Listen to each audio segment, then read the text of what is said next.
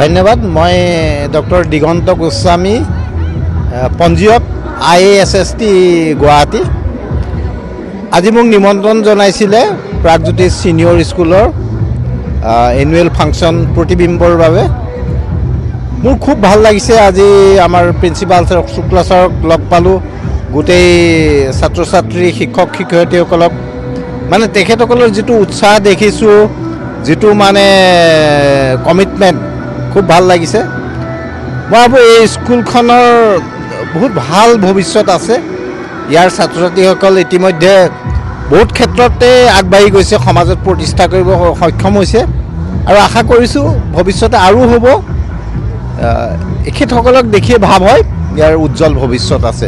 ধন্যবাদ। আজি আমাৰ প্ৰাগজ্যোতিষ ছিনিয়ৰ ছেকেণ্ডেৰী স্কুল বৰাগাঁৱৰ বাৰ্ষিকোৎসৱ, যিটো আমি এনুৱেল ডে বুলি কওঁ। আজি আমাৰ মুখ্য অতিথি আছিলে ৰিটায়াৰ্ড ডাইৰেক্টৰ, ৰিজনেল অফিচাৰ আৰু controller of examination, central board of secondary education Kishore Kumar Choudhury sir, আৰু স্পেচিয়েল গেষ্ট আমাৰ ISSTৰ ৰেজিষ্ট্ৰাৰ ডক্টৰ দিগন্ত গোস্বামী আছিলে।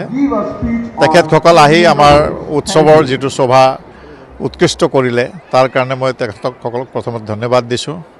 আৰু আমাৰ অভিভাৱকসকল, মাক দেউতা, বাচ্চাৰ, তেওঁলোকে যেনেকুৱা ল'ৰা ছোৱালীক আগবঢ়াবৰ কাৰণে যিটো তেওঁলোকৰ বৰঙণি, সেইখিনিক মই মোৰ আন্তৰিক ধন্যবাদ দিছোঁ তেখেতসকলক। ল'ৰা ছোৱালীয়ে গোটেই বছৰ দিনটো আজিৰ দিনটোৰ কাৰণে প্ৰতীক্ষা কৰি থাকে আৰু এইটো প্ৰত্যেক বিদ্যালয়ত কৰা হয়। আৰু মই নাভাবোঁ যে এইটো কিবা বেলেগ খুব এক্সেপশ্যনেলি ডিফাৰেণ্ট বস্তু, কিন্তু ডিফাৰেণ্টলি অৰ্গেনাইজ কৰা হয়, বেলেগ বেলেগকৈ চবেই অৰ্গেনাইজ কৰে। আজি আমাৰ ল'ৰা ছোৱালীসকলে আপোনালোকে দেখা পাব যি ধৰণৰ সাংস্কৃতিক বা আধুনিক বা দেশভক্তিৰ ৰূপ তেওঁলোকে যিটো প্ৰদৰ্শন দেখুৱাইছে, সেইটো নিশ্চয় আমাৰ প্ৰশংসাৰ বস্তু।